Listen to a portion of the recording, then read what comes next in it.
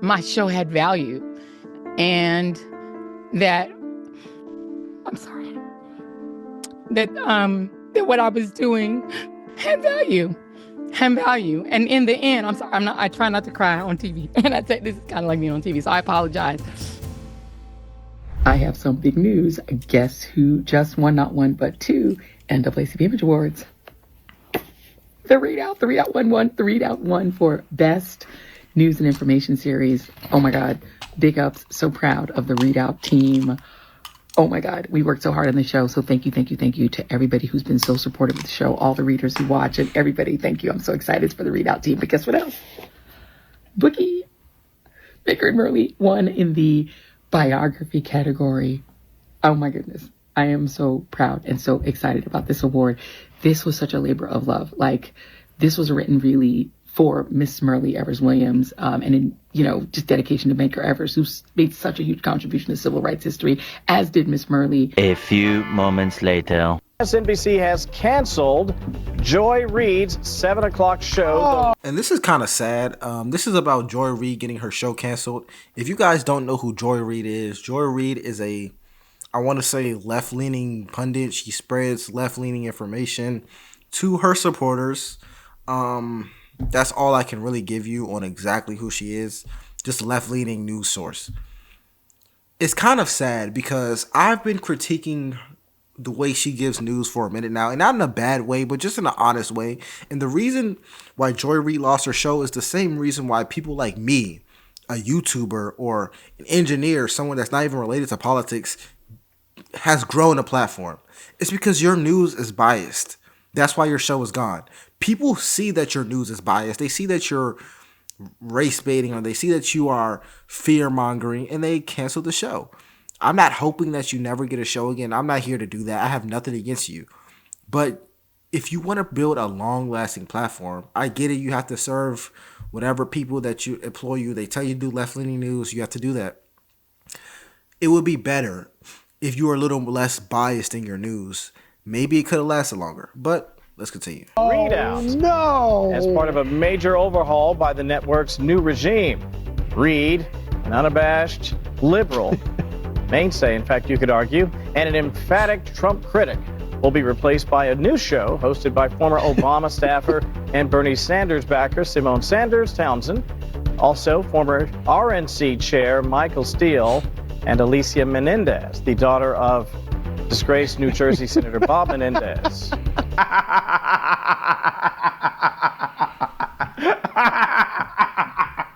Let's go! Let's go! Let's go! All right, he crashing out. He's crashing out because her show is canceled. He is excited, but he has a point. Like, the reason why he's so excited is because, from his perspective, she's been spreading misinformation. Like, is that unfair to say? Like, I've been saying that. You have to be less biased in your news. People aren't stupid. They know when you're lying to them. They know when you're lying to them. We can look outside and see the fact that you're lying. Link them into the same apartheid they've created in Texas. And they will control enough electoral votes if they can. They want white supremacy by ventriloquist effect. There is a black mouth moving, but a white idea through the running on the runway of the tongue of a figure who justifies and legitimates the white supremacist practices. Your thoughts, Byron Donalds, who walked out after Dixie was played in New York and has no shame there. They say he's going to be the governor of Florida now. Yeah, every community has what I call their chickens for Colonel Sanders. Muslims had their halal chickens. The black community has their chickens. Byron Donalds is a grown-ass black man who referred to Donald Trump as his daddy. And what I want to tell the Byron Donalds, and every community's got a Donald. I got a Cash Patel. We got a Nimrata, we got the Haley. We all got them, all right? What I want to say is this. They'll never love you. They'll never love you. No matter what you do, they'll never love you. What's he talking about? I'm assuming they, in this instance, will be white people, or maybe it'd be conservatives. I don't know what this man is exactly referring to. But here's the problem. When you try to make a race a monolith, that's where you lose people.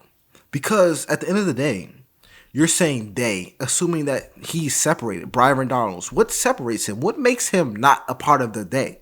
What makes him not a part of the they is that he's black. So you're basically saying the Republican Party will never accept a black man. Or at the very least, what you're saying is Trump supporters, MAGA, will never support a black man. So you need to come home and get in your place like a good boy and stay where you're supposed to be. That's why the show is canceled. When you look at race politics and say, oh, you're black, you need to do this. You're black, you need to do that. Who is that helping? It's not helping the black community. It hasn't helped us. And I'm not saying the Democratic Party does nothing for black people, but look at our stats. It's not helping us. So the fact that Joy Reid has a smirk on her face when she sees this man basically degrade and humiliate another black man, basically saying you need to come home and get in your place, is pathetic to me. Ever wipe out that brown or black skin? But, I feel like the important sort of data point, and Steve talks about it a lot, he's going to probably talk about it a little more tonight, is that these are white Christians. That this is a state that is overrepresented by white Christians that are going to participate in these caucuses, yes. Especially tonight. Earlier today, reached out to Robbie Jones from the Public Religion Research Institute, knowing that we were going to talk about Iowa. And this is a hyper-evangelical white state. And he said the following to me: Iowa is about 61% white Christian. The country as a whole is approximately 41% white Christian. And in Iowa, we're talking about evangelical white Christians. And he said the following. Because I asked him, what do they get out of supporting Donald Trump? Because he keeps losing, he keeps delivering losses and losses and losses. And he said the following: they see themselves as the rightful inheritors of this country, and Trump has promised to give it back to them. All the things that we think about electability, about, what are people gaming out, or none of that matters when you believe that God has given you this country, that it is yours, and that everyone who is not a white conservative Christian is a fraudulent American. They don't believe that. But one thing they do have that is right, that their country is this. I mean, this country is theirs. The same way it's your country too if you're an American. They are right to think that the country is yours because you were born here. You're a citizen. That's how all Americans should think. But you're a little you're a little lost. The reason why Trump won so many, in her eyes, white conservative whatevers. The reason why so many white conservatives or white people voted for Trump, it's not because he's a white man. That's not the case. The reason they voted for him is because he talked to them. He acknowledged their struggles. It's literally that simple. It's that simple. Joy Reid, it's been about 5 minutes so far. You have not acknowledged one struggle of the white community. Honestly, you've attacked them more than you've acknowledged them. Just the problem with that is, if you were a white man or if you were a white woman and you talked about black people this way, you will be the most hated figure in black history. But because you're a black woman, you're talking about white people, you don't really care if you hurt their feelings.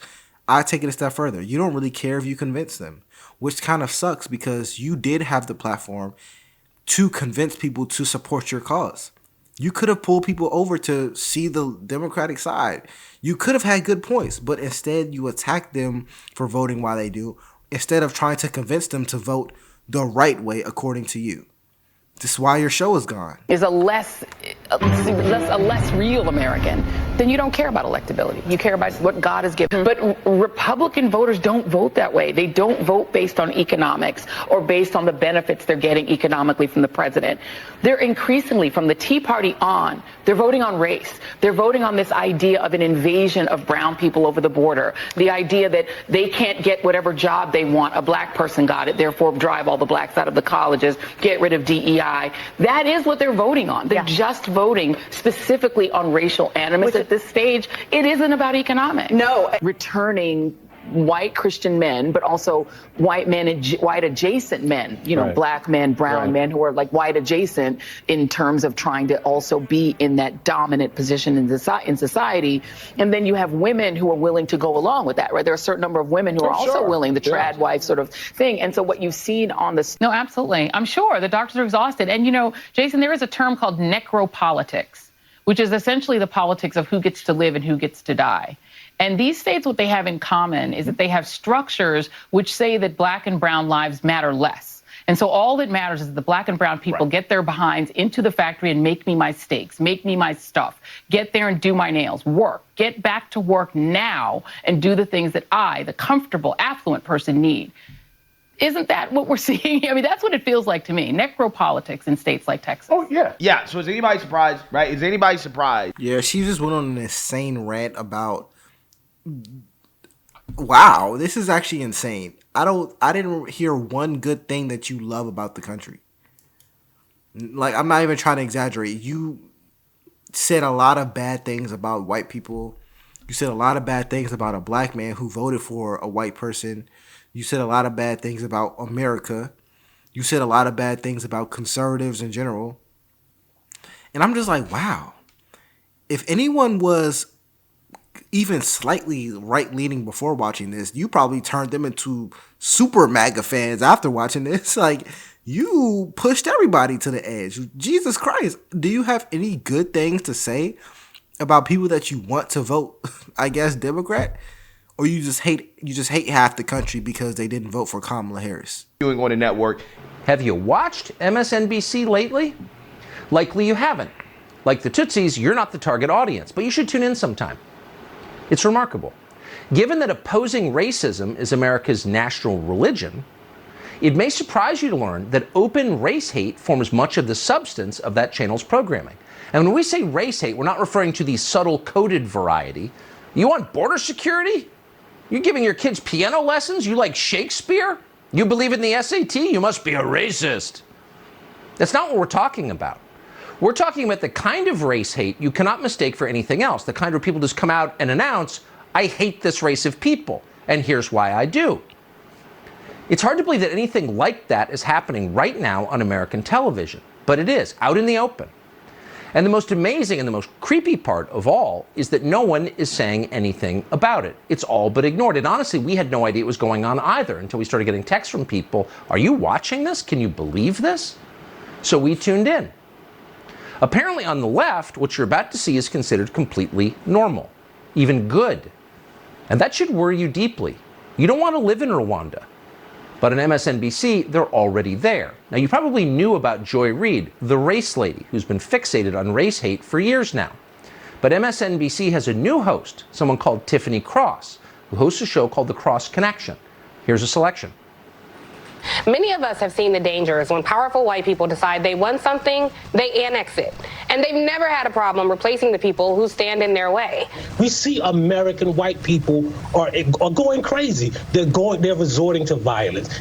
This is literally what conservative white folks do when they don't get their way. They turn violent. White people deputizing themselves in some position of authority to have jurisdiction over their life when they need to mind their blanking business.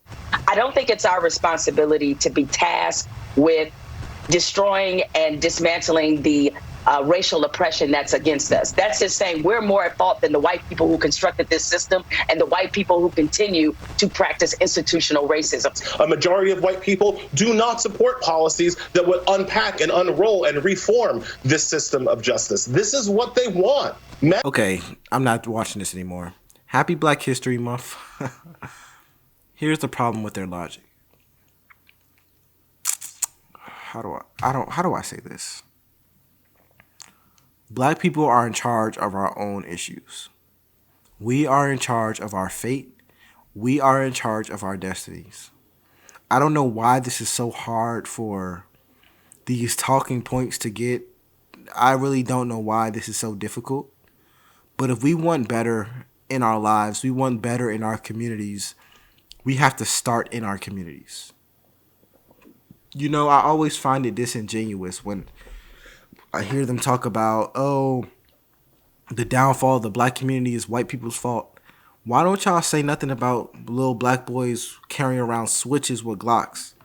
Why don't y'all say nothing about that? I'm an engineer. Why don't y'all say nothing about the fact that the majority, at least 95% of engineers are not black? We are very underrepresented.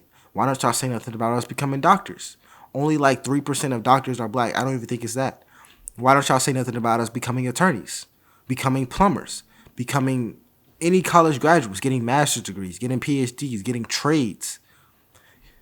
The reason I'm bringing this up is because these discussions would be way more productive than blaming white people.